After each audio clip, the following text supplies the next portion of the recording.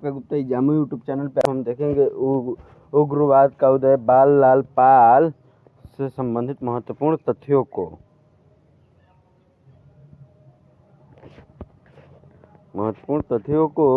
जो कि गरम दल के नाम से जाना जाता है। 1905 में इसका उदय होता है। 1885 से 1905 तक भारतीय राष्ट्रीय आंदोलन की बागडोर कांग्रेस के उदारवादी दल के हाथ में थी। 1905 से भारतीय राष्ट्रीय कांग्रेस का दूसरा चरण आरंभ होता है, जिसे उग्रवादी युग की संज्ञा दी गई। जब ब्रिटिश साम्राज्यवाद का वरदान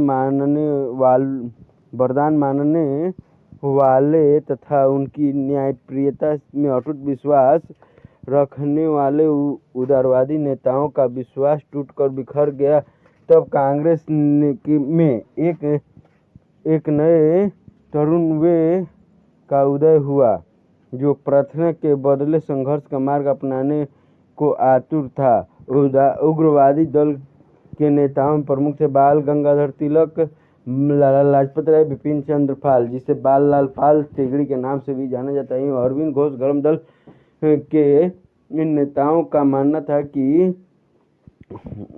था कि सरकार पर दबाव डालकर ही अधिकारों को पाया जा सकता है। कांग्रेस के अंदर अब युवा वर्गों की संख्या बढ़ने लगी थी, जो जल्द से जल्द स्वराज और स्वतंत्रता चाहता था।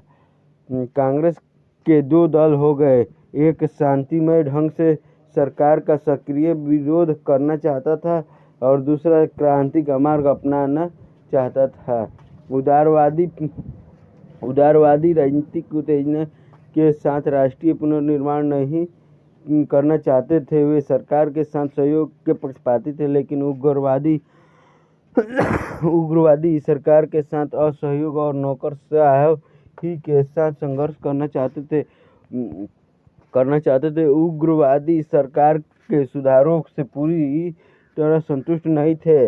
वे जितने सरकार का विरोध करते थे, उतना ही उदारवादी के विचारों का भी विरोध करते थे। गरम दल के अग्रदूत ब्रिटिश शासन को वरदान के बदले अभिशाप मानते थे।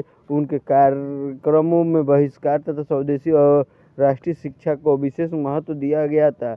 उनका कहना था कि स्वराज हमारा जन्मसिद्ध अधिकार है और उसे प्राप्त करना कांग्रेस का लक्ष्य है। हम स्वतंत्रता और न्याय चाहते हैं, दया की भीख नहीं। उग्रवादी स्वराज्य का वास्तविक सार्थक स्वतंत्रता मानते थे। उग्रवादी प्रजातंत्र संविधान और प्रगति के साथ साथ राष्ट्रीय आंदोलन का सामाजिक आधार विस्तृत बनाना चाहते थे। उन्हीं के प्रयत्नों के परिणाम स्वरूप निम्न मध्यम वर्ग राष्ट्रीय आंदोलन में प्रवेश कर पाए। गरम दल के नेताओं के जनसाधारण को राष्ट्रीयता और राजनीति का पाठ पढ़ाने के लिए विभिन्न समाचार पत्रों एवं पत्रिकाओं का प्रकाशन आरंभ किया। इस प्रकार उग्रवाद भारतीय राष्ट्रीय आंदोलन की महत्वपूर्ण इकाई बन गया।